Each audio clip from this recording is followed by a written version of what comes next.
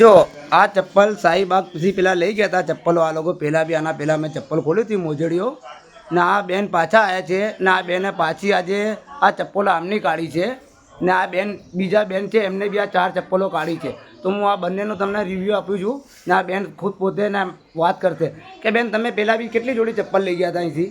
11 જોડી. ક્યાં ક્યાંથી તમે અમારી જોડી ચપ્પલ લઈ ગયા છો? વટવાથી 11 જોડી લઈ ગયા છે, પછી અહીંયાથી એમના ઘરેથી લગભગ 15 થી 16 જોડી લીધી છે અને અત્યારે પણ 6 થી 7 જોડી લીધી છે. અને જે બ્રાન્ડ બતાવી છે બધી જ બ્રાન્ડ આપણને અહીંયા અવેલેબલ મળે છે. જે 1 to 10 AB એન્ટરપ્રાઇઝ છે એમના ત્યાંથી આપણને આ બધી જ વસ્તુ સેમ જે બતાવે છે એ જ વસ્તુ મળે છે. बराबर.